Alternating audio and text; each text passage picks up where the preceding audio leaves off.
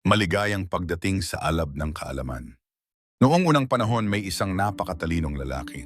Siya ang alkalde ng isang maliit na baryo. Lahat ng tao ay nire-respeto siya at ang kanyang mga opinyon at pananaw ay mataas ang pagpapahalaga. Maraming tao ang lumalapit sa kanya upang humingi ng payo.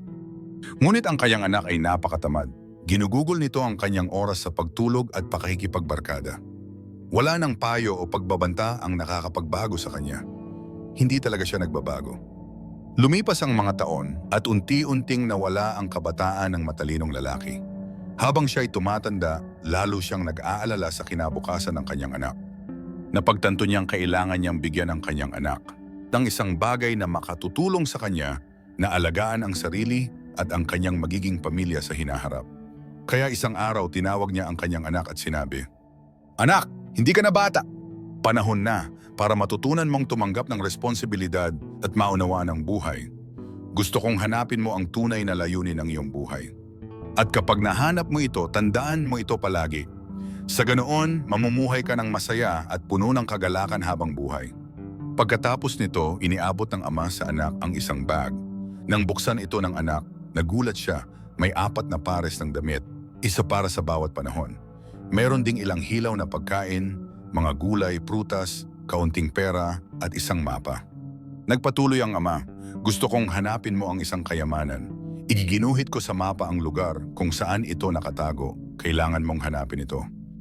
Tuwa ang anak. Sa unang pagkakataon, naisip niyang may magandang ideya ang kanyang ama. Kaya kinabukasan masigla siyang naglakbay upang hanapin ang kayamanan. Kinailangan niyang maglakbay ng malayo, tumawid ng mga bayan, gubat, talampas at kabundukan. Dumaan ang maraming araw at lumipas ang ilang mga buwan. Sa kanyang paglalakbay, maraming tao siyang nakilala. May tumulong sa kanya at nagbigay ng pagkain at mayroon din nagpatuloy. Nakaranas din siya ng panganib, may mga magnanakaw na nagtangkang looban siya. At mga taong sinubukang lokohin siya, naranasan niya ang pinakamaganda at pinakamasamang anyo ng sangkatauhan. Habang nagbabago ang mga panahon, nagbabago rin ang mga tanawin. Kapag hindi maganda ang panahon, humihinto siya muna, saka nagpapatuloy kapag maayos na. Sa wakas, matapos ang isang buong taon, narating niya ang patutunguhan, isang bangin. Ayon sa mapa, ang kayamanan ay nakabaon sa ilalim ng punong nasa paanan ng bangin. Nang makita niya ang puno, agad siyang nagsimulang maghukay. Hinanap niya sa paligid, sa ilalim, sa ibabaw, ngunit wala siyang nakita. 2 araw siyang naghanap. Sa ikatlong araw, sobrang pagod na siya kaya nagpasya na lang siyang umuwi. Labis ang pagkadismaya sa kanyang ama. Sa kanyang pagbabalik, muling nagbago ang mga tanawin at panahon. Ngunit sa pagkakataong ito, tumigil siya upang namnamin ang kagandahan ng mga bulaklak sa tagsibol at ang mga ibong sumasayaw tuwing tag-ulan. Tumigil siya sa ilang lugar upang panoorin ang paglubog ng araw at upang damhin ang preskong gabi ng tag-init. Dahil naubos na ang kanyang mga baon, natuto siyang mangaso at humanap ng sariling pagkain. Natutunan din niyang manahin ang kanyang damit at gumawa ng masisilungan. Kaya na rin niyang tansyahin ang oras, batay sa posisyon ng araw at planuhin ang kanyang ruta. Natutunan din niyang protektahan ang sarili laban sa mababangis na hayop.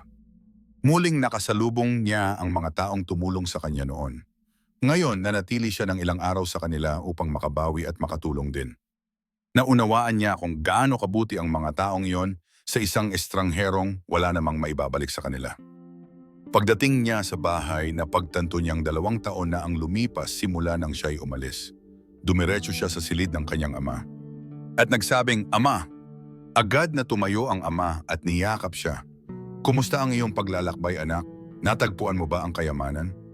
Sumagot ang anak, "Kamangha-mangha ang aking naging paglalakbay, ama. Ngunit patawad, hindi ko nahanap ang kayamanan. Baka may nauna na sa akin at nakuha ito." Nagulat ang anak sa sinabi niya. Hindi siya galit sa kanyang ama, sa halip ay humihingi siya ng tawad. Nagsalita ang ama. "Walang kayamanan talaga, anak," sagot ng ama habang nakangiti. "Pero bakit mo pa ako pinapunta ron?" "Sasagutin ko yan. Pero una, sabihin mo muna, kumusta ang iyong paglalakbay papunta ron? Nagustuhan mo ba?" Sumagot ang anak, "Aba, hindi po ama. Wala akong oras noon.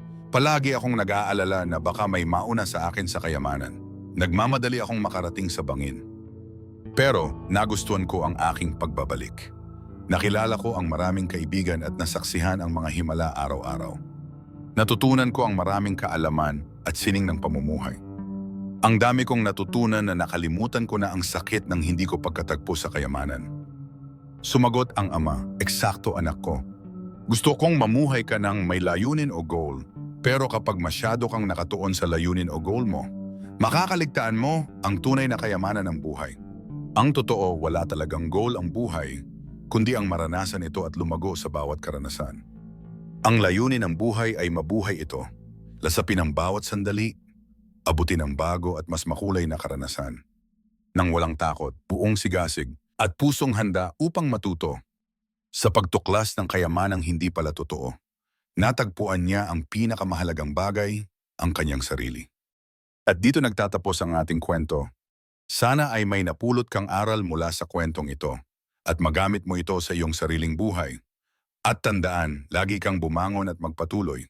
Kung nais mong ibahagi ang kwentong ito sa iba, paki-like and share ang video na ito. Maraming salamat po.